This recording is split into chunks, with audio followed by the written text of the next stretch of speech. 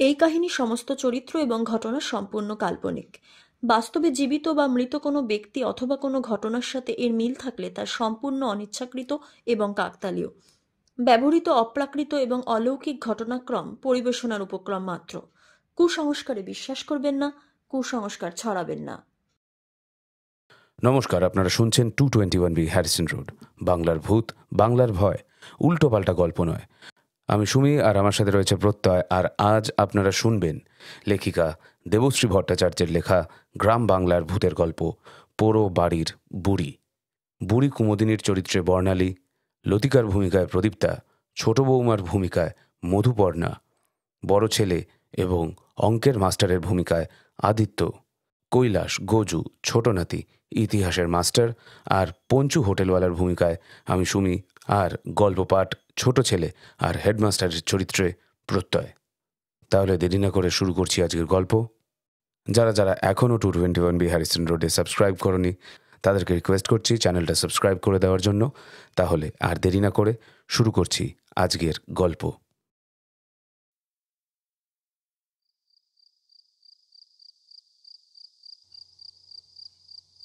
আর দুটো পিঠে দেব নাকি বাবা? দুটো সরু চাকলি দি। কৈলাস হাসতে হাসতে পেটে হাত বোলাতে বোলাতে বলল, মাথা খারাপ নাকি বুড়িমা? এই রাতের বেলা এত পিঠে খেয়ে কাল যে আর উঠতে পারবো না গো। আচ্ছা আচ্ছা, তা দুটো পাটি সাপটা তো খাও। এ তো আচ্ছা মুশকিল, কিছুতেই কথা শোনে না। মাথা টাটা খারাপ নাকি বুড়িমার? পিঠে খাইয়ে খুন করবে নাকি? এবার গলার স্বরটা একটু চড়িয়েই কৈলাস বলল, না গো বুড়িমা, আর একটাও না, আর একটু খেলেই কিন্তু। কথাটা শেষ করতে পারল না কৈলাস। এতক্ষণ ধরে যে বুড়িমা এত আদর করে তাকে পিঠে খাওয়াচ্ছিল, সে এবার কেমন যেন ভয়ঙ্কর হয়ে গেল। এই ঘরের দেওয়াল সব যেন হঠাৎ করে বদলে গেল। পুরো বাড়িটা যেন তাকে হাঁ করে গিলে খেতে আসছে। বুড়িমায়ের চেহারাটাও হঠাৎ করে বদলে গেল, যেন একটা কঙ্কাল। পুরো কঙ্কালের মতো হাত বাড়িয়ে কৈলাসের গলাটা টিপে ধরল। খাবি না মানে? আমার তৈরি পিঠে তুই খাবি না?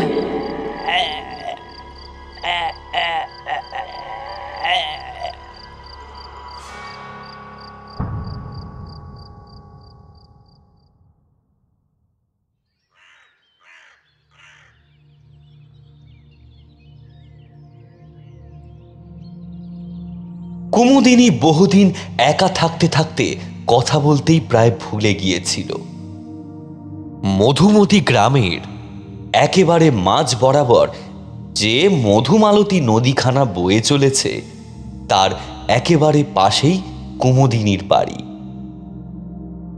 বহুদিনের পুরনো বড় বাড়ি, প্রায় 2 কাঠা জুড়ে একটা পেল্লায় বাড়ি। কুমুদিনীর স্বামী বলাইচরণ এই গ্রামের এক বেশ মাতব্বর মানুষ ছিলেন। এখনো এই গ্রামে বলাইচরণের নামে একটা স্কুল আর একটা হাসপাতাল আছে। লোকের কাছে বলা মানা, কারণ বলাইচরণ নিজেই এসব বলা কওয়া খুব একটা পছন্দ করতেন না। কিন্তু সবাই মনে প্রাণে জানে ওই স্কুল আর ওই হাসপাতাল বলাইচরণের দেওয়া টাকাতেই হয়েছে। তা বলাইচরণ চলে গেছেন, কুমুদিনী এখনো আছেন। সেই বিশাল বাড়িটা এককালে গম গম করত। বলাইচরণের মতো দানবীর মানুষ এ যুগে বড় কমই জন্মেছে। কত লোককে যে নিয়ে এসে তিনি নিজের বাড়িতে রেখে পড়াশোনা করিয়েছেন। এখন তারা কত বড় বড় অফিসার হয়েছে, কুমুদিনী তাদের খবরই জানে না। একটা সময় ছিল কুমুদিনীর শ্বাস ফেলার সময় ছিল না। সকাল থেকে উনুন জ্বালা শুরু হতো, আর নিভত গিয়ে সেই রাতে একের পর এক হাঁড়ি চাপছে আর নামছে। শুধু কি বাড়ির লোক, মাঠে যারা গতর দিত সেই সব কুলি কামিন মুনিশ সব এই বাড়িতে দুবেলা পাত পেড়ে খেত। তা এখন আর সেসব দিন অতীত হয়ে গেছে। এই বিশাল ফাঁকা বাড়িটায় কুমুদিনী আর তার সব সময়ের সঙ্গী লতিকা, এছাড়া আর কেউ নেই। লোকে তো এমনও বলে বাড়ির পিছনের দিকের ঘরগুলো যেখানে আগে জিনিসপত্র মজুত করা হতো, ভাড়ার ঘর থাকতো, সেই ঘরে নাকি ভূতেদের আড্ডা হয়েছে। কুমুদিনীর দুই ছেলে এখন থাকে বিদেশে, একজন সিঙ্গাপুরে আরেকজন কানাডায়। দুজনেই বার কয়েক নিয়ে যেতে চেয়েছেন, কিন্তু কুমুদিনী এ বাড়ি ছেড়ে গেলে তবে তো। কত স্মৃতি আছে এই বাড়িখানায়, অমন চলে এসো বললেই কি আর যাওয়া যায় নাকি? তা বছরের পর বছর কুমুদিনী এ বাড়িতে একাই থাকত। একখানা টিভি আছে, বিকেল থেকে কুমুদিনী সেই টিভি দেখে। টিভির সিরিয়ালের চরিত্রদের সাথে হাসে, কাঁদে, কথা বলে। যতক্ষণ না চোখে ঘুম ঢলে আসে ততক্ষণ একভাবে বসে থাকে কুমুদিনী। আর দিনের বেলায় সারা বাড়ি ঘুরে বেড়ায়, লতিকার সাথে ঝগড়া করে। এটা পরিষ্কার হলো না, সেটা পরিষ্কার হলো না বলে নালিশ করে, আরো একটু নিত্য পুজো করে। এই তো দৈনন্দিন রোজ নামচা কুমুদিনীর। কিন্তু হঠাৎ করেই আজ সব বদলে গেল। কুমুদিনীর দুই ছেলে তাদের ছেলেপুলে নিয়ে এলো এখানে, কয়েকদিন থাকবে। কুমুদিনী যেন নতুন করে প্রাণ ফিরে পেয়েছে। খবরটা আসতেই একেবারে বাতের ব্যথা উপেক্ষা করে প্রায় সারা গ্রামে দৌড়ে বেরিয়েছে। সকলকে ডেকে ডেকে বলেছে, এই শুনছো তোমরা, শুনেছো সবাই? আমার ছেলে, বৌমা, নাতি আসবে বিদেশ থেকে। একজন সিঙ্গাপুর আর একজন কানাডায়। জানো সে কত দূরের দেশ? সে অনেক দূর, এরোপ্লেনে করে যেতে হয়। জেলেপাড়ায় গিয়ে সে বলে এসেছে, আমার কিন্তু ভালো মাছ লাগবে, একেবারে জ্যান্ত মাছ।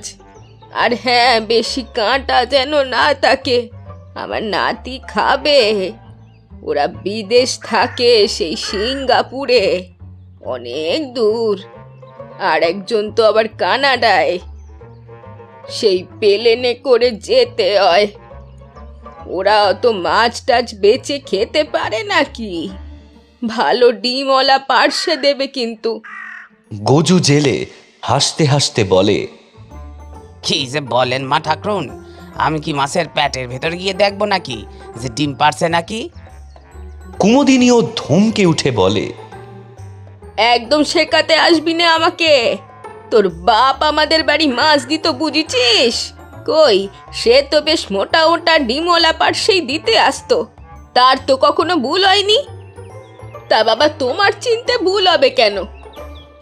সেখান থেকে সে যায় আবার গোয়ালাদের পাড়ায়। সেখানেও গিয়ে চেঁচামেচি করে একেবারে পাড়া মাথায় তুলে দেয়।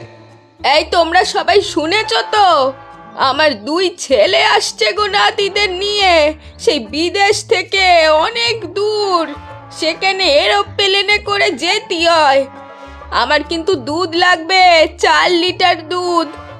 না না, ওই 5 লিটার দেবে কোনি। আর পিঠে বানাতে হবে তো, সংক্রান্তির সময় আসছে, নতুন চালের পিঠে খাবে না? আর তোমরা তো জানো আমার হাতের পিঠের কেমন স্বাদ। আমার নাতিরা সব বিদেশে মানুষ, ওখানে তো এসব আর পাওয়া যায় না, ওরা কোনোদিন খায়ও নি। একবার খেলে আরো খেতে চাইবে, তখন কি আর কম পড়লে চলবে? আবার কবে না কবে আসবে ওরা।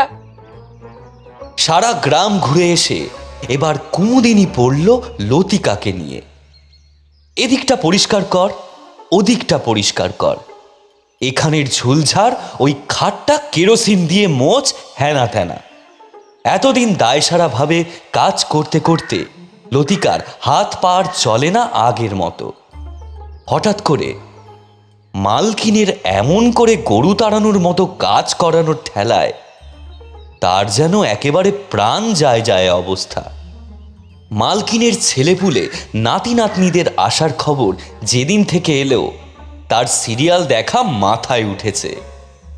সেই যে আতপ চালের ধোঁয়া সিরিয়ালের বংশীর বউ রেল লাইনের ওপর দিয়ে হাঁটছিল, ট্রেনটা ওই দূর থেকে আসছিল, ওখানেই বন্ধ হয়ে গেল।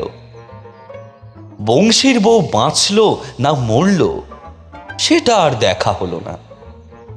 এই অবধি ঠিক ছিল, কিন্তু নারকেল কোড়া নিয়ে কথা শোনানোর পরেই একেবারে ক্ষেপে উঠল সে। এই কটা নারকেল?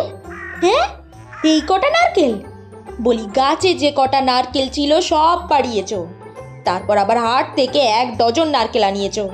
বলি তোমার কটা ছেলেপুলে আসছে শুনি? সব কি এক একটা ভীম না কুম্ভকর্ণ? কি বললি? বচ্চরকার দিন ছেলেপুলেরা আসছে, তাদের একটু ভালো মন্দ রেঁধে খাওয়াবো না? তোর দ্বারা যে হবে না তা আগে কেন বলিসনি মুখ পুড়িয়ে? তাহলে আমি নিজেই কুড়িয়ে নিতুম। বলে দিল অমনি, নিজেই কুড়িয়ে নিতুম। হাত চলে না, পা চলে না, একটা হাতা ধরতে গেলে হাতখানা তালপাতার মতো টকটক করে কাঁপতে থাকে, আর বলে কিনা আমি কুড়িয়ে নিতুম। তা নাও না, নাও। দেখি না, এখনো তো আছে 5টা মালা, এই রইল কুড়ানি, কুড়াও না দেখি কত দম। কথাটা অবশ্য ভুল কিছু বলেনি লতিকা। আজকাল কুমুদিনীর তেমন শরীর চলে না, জিনিসপত্র ধরলে হাত কাঁপে, চলতে গেলে হাঁটু কাঁপে। কিন্তু এই কাঁপা কাঁপা হাতেই যখন পিঠের গোলা চাটুতে ফেলে শুরুত করে উল্টে ফেলল, তখন লতিকাকেও চোখ বড় বড় করে বলতে হলো, মানতে হবে বুড়িমা, তোমার হাতে জাদু আছে। এমন পেত্তম্বার থেকে এত নিখুঁত পিঠে উল্টোতে আর কাউকে দেখিনি বাবা। তুই আর কি দেখেছিস রে মুখ পুরি? তেনার সময় এই পিঠে পুলির দিনে কত পিঠে বানাতে হতো জানিস? সারা গ্রামের লোককে উনি ডেকে খাওয়াতেন।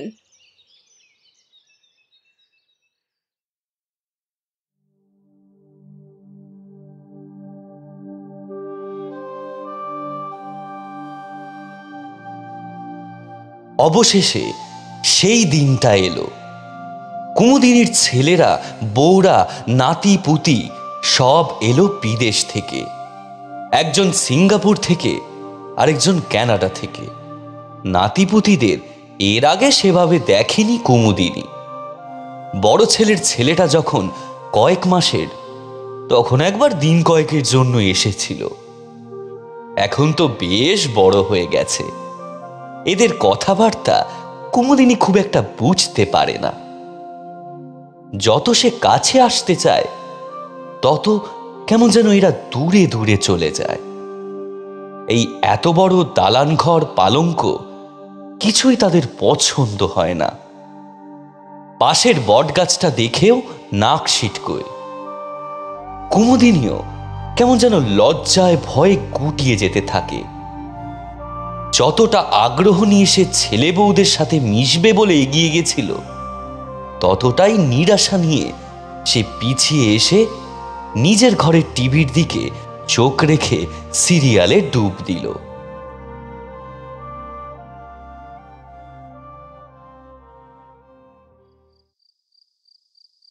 দুই ছেলে আর তাদের দুই বউয়ের ঝগড়া হচ্ছে তুমুল। ইংরেজি না বুঝলেও এটুকু সে বুঝতে পারে, বউরা কেউই এই বাড়িতে থাকতে পারছে না। বাথরুমটা পর্যন্ত ঠিক নেই, শাওয়ার নেই, গিজার নেই, বাথটব নেই। এটা আবার একটা বাথরুম হলো নাকি? বেশ খানিকক্ষণ বাক্যালাপের পর দুই ছেলেই এসে বসলো মায়ের পাশে। কেউই প্রথমে কথা বলতে চায় না। এ ওকে ঠেলে তো ও একে ঠেলে। শেষ পর্যন্ত বড় ছেলে বলেই ফেলল কথাটা।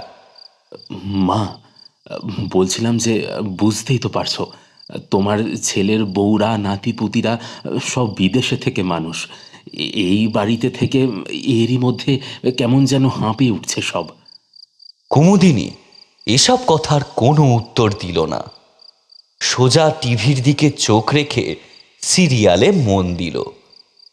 বড় ছেলে আবার আমতা আমতা করে বলল, ওরা ওরা বলছে যে আজ বিকেলের মধ্যেই চলে যাবে। ওই কাছেই একটা ভালো গেস্ট হাউস আছে না, ওখানেই থাকবে বলছে। কুমুদিনীর মুখে কোনো কথা নেই। গলার কাছে কি যেন একটা পাকিয়ে পাকিয়ে উঠছে।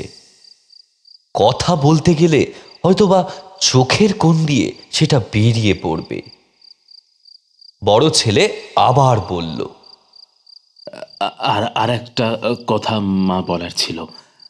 বলছিলাম, অনেক দিন তো হলো এই যে এত বড় বাড়ি, এটা তো এখন আমরা কেউই দেখে শুনে উঠতে পারছি না, আর ভবিষ্যতেও পারবো বলে মনে হচ্ছে না।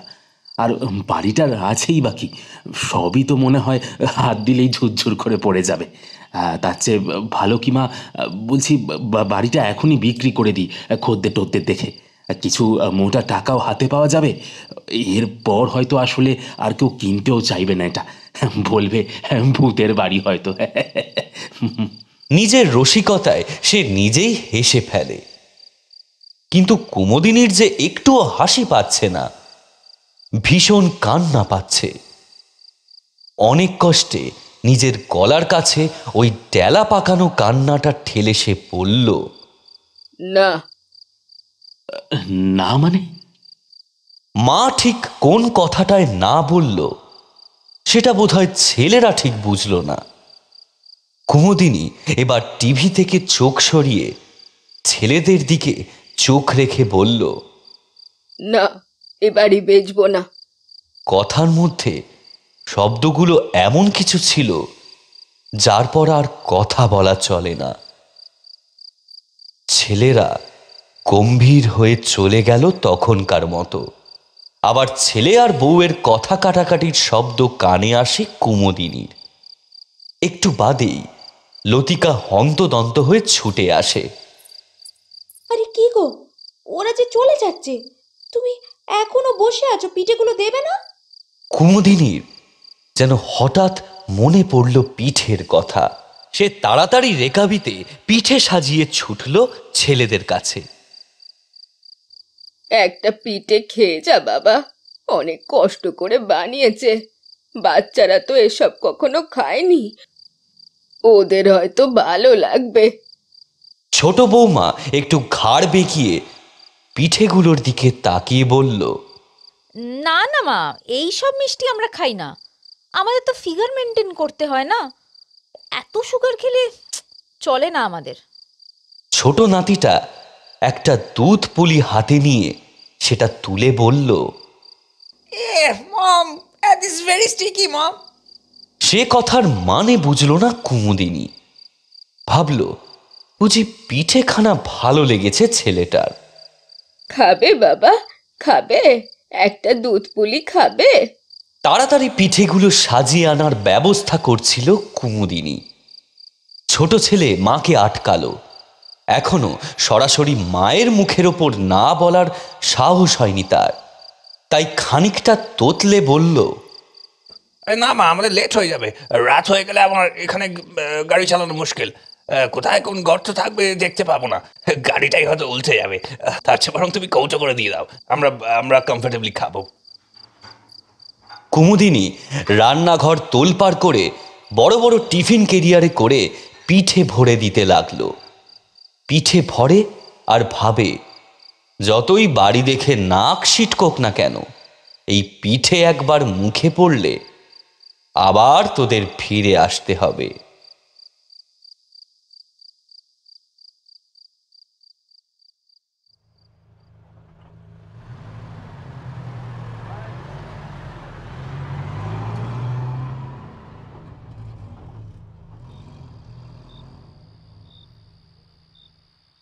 দুজনের দুটো গাড়ি হুশ করে চলে গেল।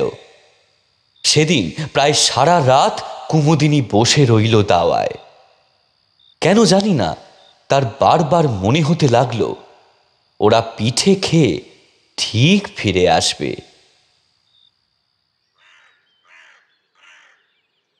রাত ফুরিয়ে দিনের আলো ফুটল। লতিকা এসে দাঁড়ালো পাশে। একটা জিনিস দেখবে, এসো। আরে ধর মরা, হলোটা কি? খেঁকিয়ে ওঠে কুমুদিনী। নির্ঘাত কোনো একটা ঘরের ছাদ থেকে চাঙড় খসে পড়েছে, কিংবা কার্নিশের পাথর খসে পড়েছে, সেটাই দেখাতে নিয়ে যাচ্ছে তাকে। কি হয়েছে কি? কোথায় আবার কি হলো? লতিকা আজ আর এই খ্যাঁকানির কোনো উত্তর দিল না। আস্তে করে হাতখানা ধরে বলল, এসোই না, একটা জিনিস দেখাবো, এসো। এই কদিন সারা গ্রাম দৌড়ে বেরিয়েছিল কুমুদিনী, কিন্তু আজ যেন আর হাঁটতেও পারছে না সে। লতিকার পিছন পিছন হোঁচট খেতে খেতে, বকবক করতে করতে কুমুদিনী চলতে লাগলো। কুমুদিনীর বিশাল পেল্লাই বাড়িটা ছাড়িয়ে একটু গেলেই একটা পানা ডোবা আছে। এটাও কুমুদিনীরই। আগে ভালো পুকুর ছিল, এখন দেখাশোনার অভাবে কচুরি পানায় ভরে গেছে। কি কি দেখাবি বলে টেনে আনলি বলতো? লতিকা আঙুল তুলে পানা ডোবার দিকে দেখালো। সেখানে কুমুদিনীর তৈরি করা পাটিসাপটা, সরু চাকলি, দুধ পুলি, গোকুল পিঠে সব ভাসছে। কুমুদিনী হাঁ করে তাকিয়ে রইল খানিকক্ষণ সেই দিকে। তার শরীরটা কেমন যেন থর থর করে কাঁপছে। লতিকা তাকে চাপটে ধরল, না হলে হয়তো পড়েই যেত বুড়ি। ফেলে দিল?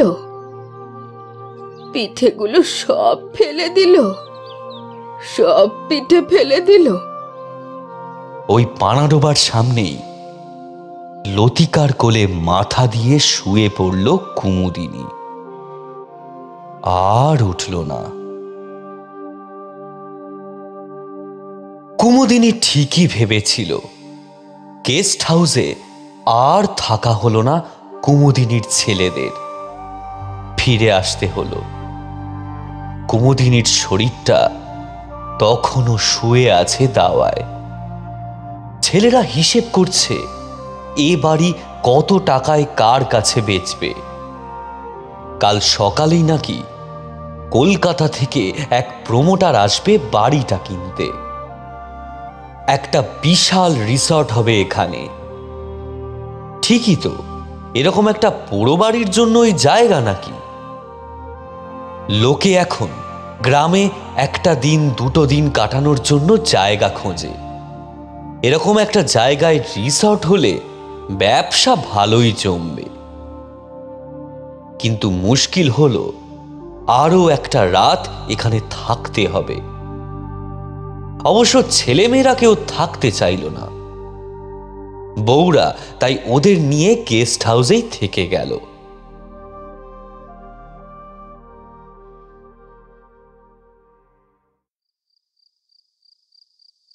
রাত তখন অনেক। দুই ভাইয়ের ঘুম আসছে না। এরকম একটা বাড়ি, চারদিকে ঝিঝি পোকার ডাক, তাতে ঘুম আসে নাকি?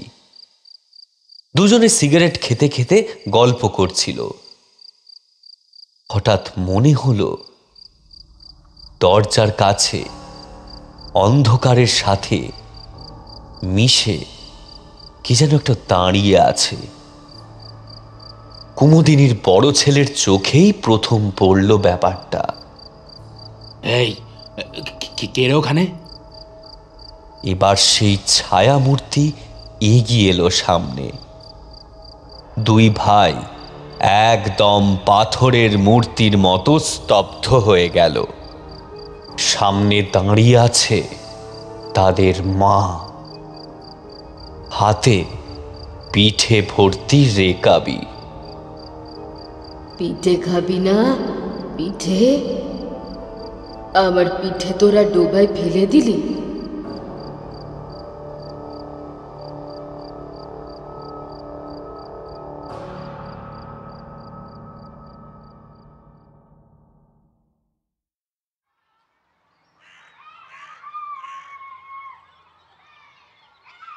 বলাইচরণ বালিকা বিদ্যালয়ের নতুন অঙ্কের শিক্ষক এসেছে কৈলাস। এসে তো পড়েছে, কিন্তু এখনো এখানে থাকার জায়গা হয়নি। বলাইচরণ স্কুলের কয়েকজন মাস্টার এবং হেডমাস্টার মিলে আলোচনা করছিলেন। হেডমাস্টার মশাই মোটা ফ্রেমের কালো চশমাটা একটু ঠেলে বললেন, কৈলাস, তুমি কোথায় থাকবে বলো দেখিনি? আমার বাড়িতে তোমায় থাকতেই দিতে পারতুম, কিন্তু আমার আবার মা কদিন ধরে খুব অসুস্থ। বাড়ির পরিবেশ একদম ভালো নয়, বুঝলে কি না? এর মধ্যে আবার তুমি বললে তোমার ভালো লাগবে না। ভূগোলের মাস্টার মৈনাক বাবু বললেন, আমার তো আবার বাবা মোটে দুটো ঘর, নিজেদেরই ঠিক মানে কুলিয়ে ওঠে না, খুবই মুশকিল। একটা একটা থাকার জায়গা ঠিক না করে এসে পড়লে ভায়া। হ্যাঁ, কৈলাসের বয়স অল্প, হাসি খুশি প্রাণবন্ত মানুষ। সকলের মুখ চোখের দিকে তাকিয়ে একবার বলল, আরে দূর, আপনারা খামোকাই আমাকে নিয়ে চিন্তা করছেন। আমি একা মানুষ, আমার আবার থাকার চিন্তা? হেড স্যার, আপনি শুধু একটা অনুমতি দিয়ে দিন, আমি এই স্কুলের বেঞ্চেই শুয়ে রাত কাটিয়ে দেব। মৈনাক বাবু চোখ বড় বড় করে বললেন, আরে মাথা খারাপ নাকি তোমার? হ্যাঁ, সারা রাতেই এই ফাঁকা স্কুল বাড়িতে তো তোমার ভূতে ধরবে যে। কথাটা শুনে কৈলাস একেবারে লাফিয়ে উঠল। আরে বাহ, সত্যি আমার তো কত দিনের ইচ্ছে ভূতের সাথে রাত কাটানোর।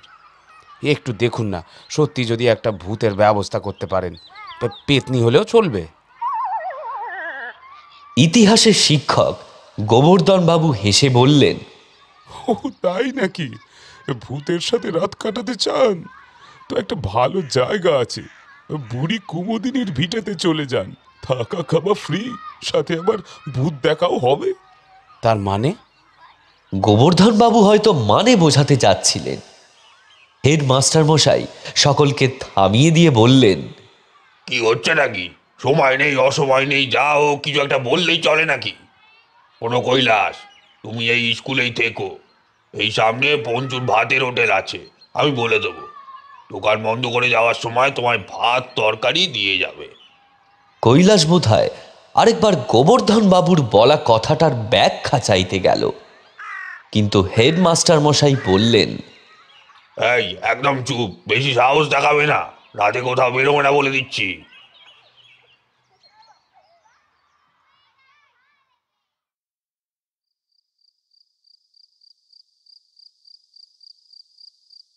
প্রথম প্রথম ফাঁকা স্কুল বাড়িটা বেশ ভালো লাগছিল কৈলাসের। ফাঁকা ঘরে নিজেই ইচ্ছে মতো চিৎকার করে নিজের গলার প্রতিধ্বনি শুনে বাচ্চাদের মতো আনন্দে সে লাফিয়ে উঠছিল। কিন্তু কয়েকদিন পর বড্ড ফাঁকা ফাঁকা লাগতে শুরু করল। বই নিয়ে বসলো, মন বসলো না। গলা ছেড়ে গান ধরল, কিন্তু সেটাও আর বেশিক্ষণ ভালো লাগলো না। সন্ধ্যা হতে না হতে হেড স্যারের হুকুম তামিল করতে পঞ্চু ভাত তরকারি আর মাছের ঝোল এনে খটাং করে টেবিলের ওপর রাখল। এই নিন আপনার খাবার। একটু বসে যাও না পঞ্চুদা, তোমার সাথে দুটো গল্প করি। অনেকক্ষণ বাদে একটা লোককে দেখে কৈলাস একেবারে গদগদ হয়ে তার হাত ধরে একেবারে পাশে বসিয়ে দিল। কিন্তু পঞ্চু বসতে চাইলে তো। আরে না মাস্টার মশাই, অনেক কাজ আছে আমার, বাড়ি যেতে হবে, বউ ওদিকে ভাত বেড়ে বসে আছে যে। যথারীতি আবার সব ফাঁকা, কেউ কোথাও নেই। এত তাড়াতাড়ি কেউ রাতের খাবার খায় নাকি? কৈলাস স্কুল ছেড়ে বেরিয়ে পড়ল বাইরে। দু একদিন হয়েছে সে এই গ্রামে এসেছে। এই দুদিন সে হেড স্যারের বাড়িতেই ছিল, কিন্তু 2-4 দিনের বেশি কে আর কাকে এমনি এমনি থাকতে দেয়। যত তাড়াতাড়ি সম্ভব তাকে একটা থাকার জায়গা ঠিক করতে হবে। গ্রামগঞ্জ বলেই বোধহয় সন্ধ্যার মধ্যেই সবাই বাড়ি ঢুকে গেছে। তবে এই ফাঁকা রাস্তাঘাট কৈলাসের খুব একটা খারাপ লাগছে না। হাঁটতে হাঁটতে কত দূর সে চলে এসেছে কে জানে। এবারে বেশ খিদে পেয়েছে তার, স্কুলে ফিরতে হবে। কিন্তু রাস্তাটা ঠিক চিনতে পারবে তো কৈলাস? পিঠে খাবে বাবা? হ্যাঁ, পিঠে? সে চমকে উঠল। যাক, তাহলে এই গ্রামে সকলে এমন রাত হয়ে গেলেই কর্পূরের মতো হাওয়া হয়ে যায় না। কৈলাস দেখল তার সামনে এক বয়স্ক মহিলা দাঁড়িয়ে আছে, হাতে একটা রেকাবিতে অনেক রকমের পিঠে। ধুস, ওই পঞ্চুর ভাত তরকারি সব এতক্ষণে ঠান্ডা হয়ে গেছে, এর চেয়ে পিঠে ভালো। কৈলাস ঘাড় নেড়ে বলল, হ্যাঁ, খাবো। এসো বাবা এসো, সামনেই আমার বাড়ি, আরাম করে বসে পিঠে খাবে। বুড়ি তাকে নিয়ে গেল সেই বাড়িতে। কৈলাস চারিদিকে তাকালো। বাহ, বেশ ভালো বাড়ি তো। কতটা জায়গা! এত বড় বাড়িতে বুড়িমা একলা থাকে নাকি? আহা, ওই জন্য বোধহয় রাস্তার ধারে পিঠে হাতে দাঁড়িয়ে আছে, যদি কাউকে খাওয়াতে পারে। কৈলাস ঠিক করল খাওয়া হয়ে গেলে সে বুড়িমাকে বলবে যদি এই বাড়ির একটা ঘরে তাকে থাকতে দেয়। কিন্তু কত পিঠে খাবে সে? খেতে খেতে তার পেট ঠাই হয়ে গেল। তবু বুড়িমা তাকে পিঠে খাইয়েই যায়।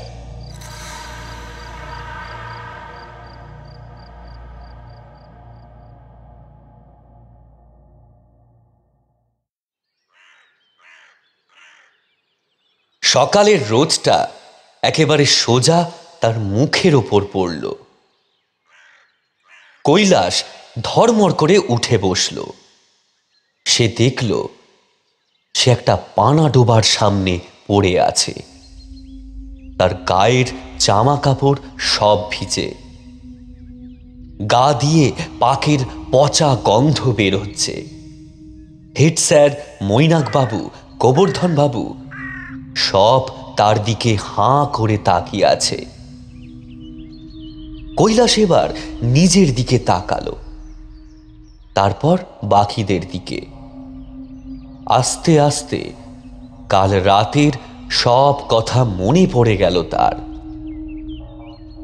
বুড়িটা প্রথমে তাকে আদর করে পিঠে খাওয়ালে, অনেক পিঠে। তারপর আর খেতে না চাইতেই 2 হাত দিয়ে গলা টিপে ধরল। তারপর আর কিছু মনে নেই কৈলাসের। কৈলাস তোতলাতে তোতলাতে বলল, স্যার, ওই বুড়িটা। হেড স্যার ধমক দিয়ে বললেন, কে বলেছিল রাতের বেলা স্কুল থেকে বেরোতে? বুড়ি কুমুদিনী এমনি করেই প্রথমে ডেকে এনে পিঠে খাওয়ায়, তারপর পিঠে খেতে না চাইলে গলা টিপে ধরে, তারপর ভয়ে অজ্ঞান হয়ে গেলে এই এই পানা ডোবার মধ্যে ফেলে দিয়ে যায়। তা তোমার পিঠে খাওয়ার শখ মিটেছে তো? হ্যাঁ, যতদিন না তোমার কোনো থাকার ব্যবস্থা করি ততদিন তুমি আমার বাড়িতেই থাকবে। অনেক হয়েছে বাবা, শেষে খুনের দায় আমি জেল খাটবো নাকি? চলো চলো।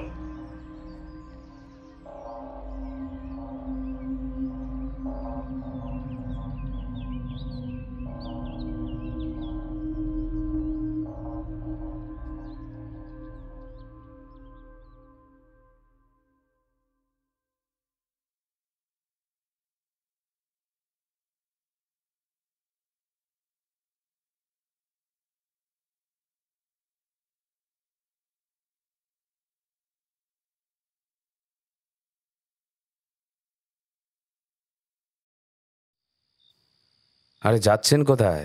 আসুন, বসুন, কেমন আছেন বলুন। Welcome to another episode of গাবতলার আড্ডা উইথ সুমি। আমার সাথে রয়েছে প্রত্যয়, আর আজ আপনারা শুনলেন দেবশ্রী ভট্টাচার্যের লেখা গ্রাম বাংলার ভূতের গল্প পোড়ো বাড়ির বুড়ি। গল্পের বিভিন্ন চরিত্রে ছিল প্রত্যয়, মধুপর্ণা, আদিত্য, প্রদীপ্তা, বর্ণালী, আর আমি সুমি। সাগরবাবুর লেখা বুড়িবালামের তীরের দ্বিতীয় পর্বে একটা প্রশ্ন করেছিলাম, মানে লাস্ট ভিডিওতে, যে বিপিন বিহারী গাঙ্গুলি স্বাধীনতা সংগ্রামের সময় কোন সমিতি প্রতিষ্ঠা করেছিলেন, এবং তার সঠিক উত্তর, সবার প্রথমে সঠিক উত্তরটা দিয়েছেন নবনীতা বোস। উত্তরটা হচ্ছে আত্মোন্নতি সমিতি।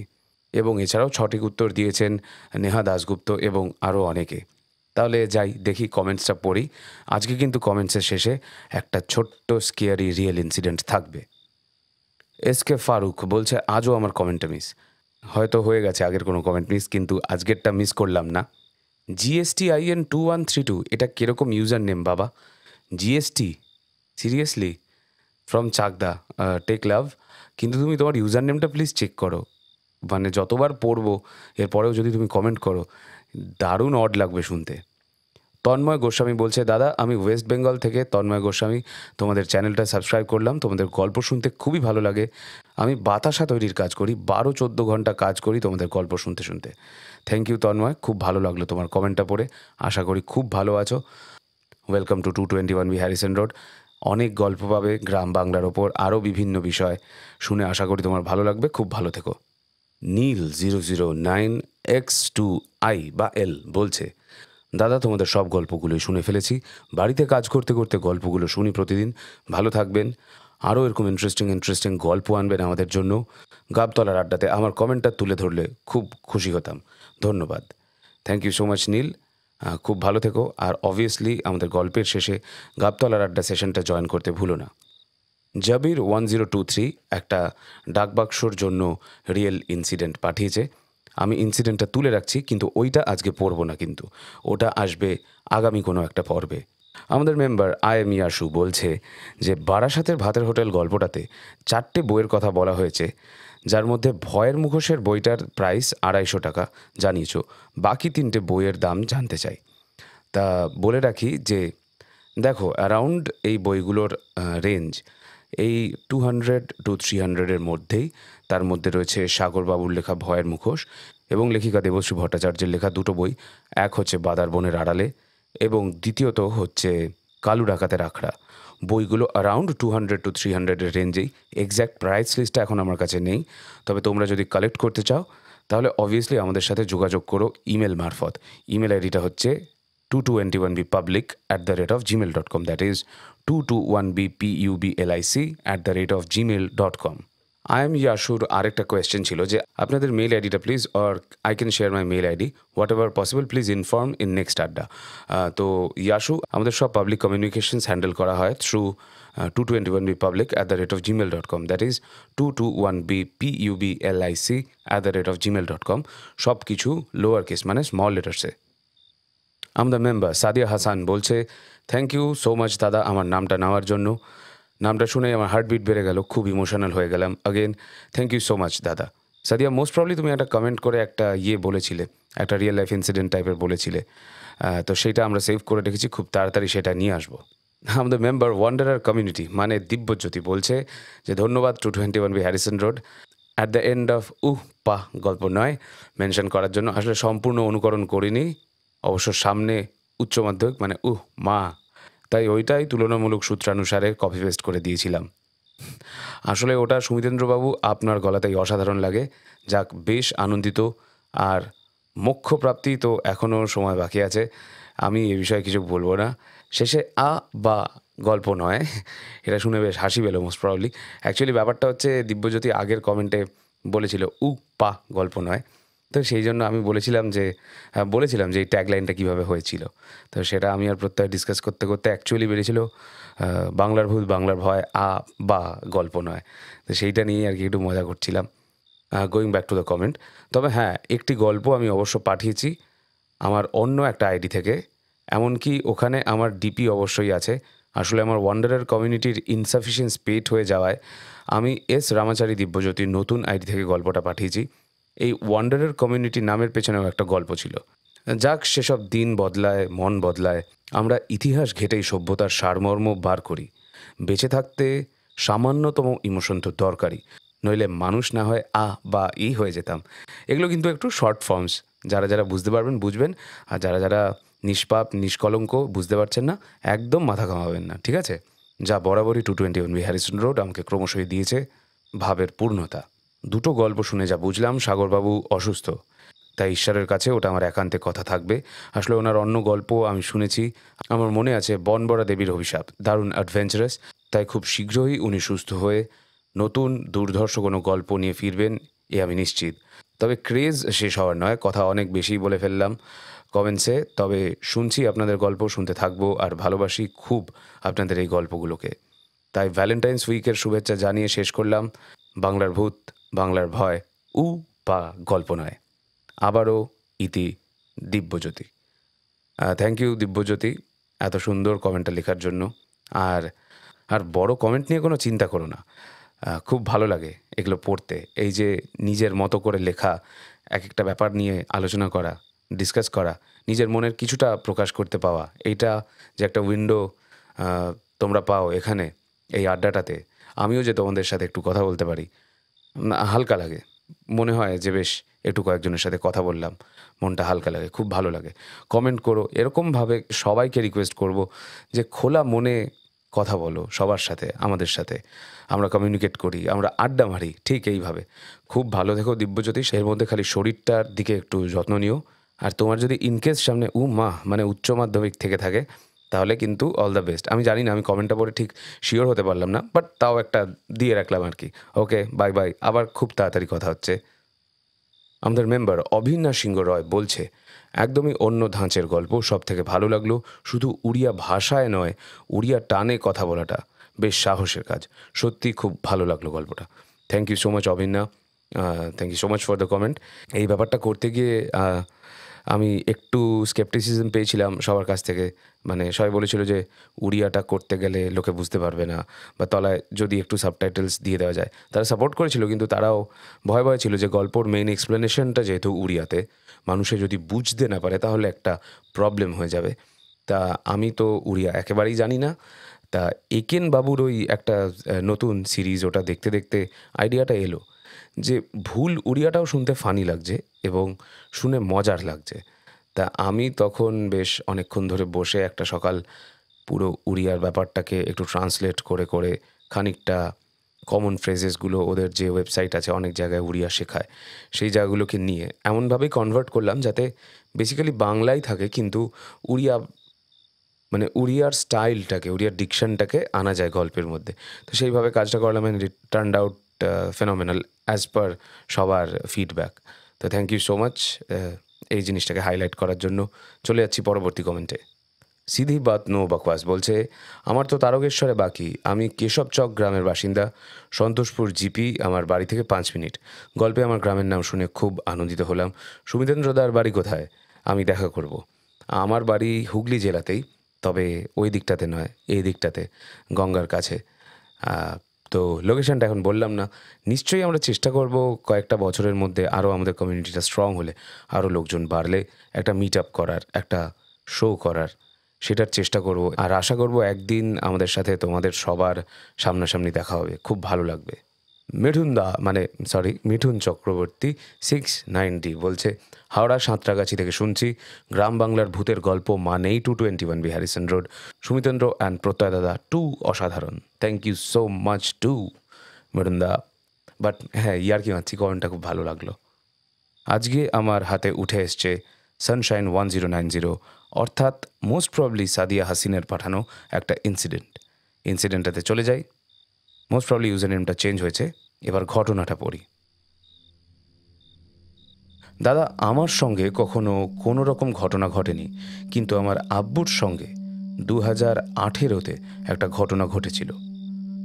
আব্বু ফজরের নামাজ পড়বে বলে আমাদের মসজিদে যাচ্ছিল। অন্য সময় টাইম দেখে বেরোলেও সেদিন আর টাইম না দেখেই আব্বু বাইরে বেরিয়ে পড়েছিল। আমাদের বাড়ি থেকে মসজিদ 1 মিনিটও লাগে না। মসজিদের পাশে পুকুর, শান বাঁধানো ঘাট, কল সব আছে। আর আব্বু দেখল যে একটা লম্বা মোটাসোটা লোক কল চেপে উঁচু করছে। আব্বু ভাবলো এটা আমাদের পাড়ারই একটা লোক, তার নাম ছিল ডালিম। আব্বু ভাবলো এই লোকটা ডালিম, আমাদের পাড়ারই একটা লোক। তো আব্বু ডাক দিল ডালিম ডালিম করে, কিন্তু ওই লোকটা আব্বুর দিকে না তাকিয়ে মসজিদের পাশেই যে নিম গাছটা আছে তার পাশে রাখা ঘরের গাদার পাশ দিয়ে জোরে জোরে হেঁটে চলে গেল। আব্বু ভয় মসজিদে না গিয়ে সোজা বাড়ি ফিরে এলো, আর এসেই সময় দেখলো তখন রাত 2:30 মতো বাজে। তার পরের দিন আব্বু সত্যিকারের যে ডালিম বলে লোকটা ছিল আমাদের পাড়ায় তাকে জিজ্ঞাসা করলো যে কী রে, কাল মসজিদে নামাজ পড়তে এসেছিলি? তখন লোকটা বলে, আমি তো নামাজ পড়তে যাইনি। তারপর থেকে আব্বু নামাজ পড়তে গেলে সব সময় দেখে তারপরেই বের হতো। হয়তো ভালো করে গুছিয়ে লিখতে পারেনি, শুনছি নসিবপুর থেকে। Thank you so much Sadia, খুব ভালো লাগলো ইনসিডেন্টটা পড়ে। আশা করি সবার খুব ভালো লেগেছে। তাহলে আজকের মতো আমরা এখানে একটু র্যাপ আপ করি, আমরা একটু উঠি।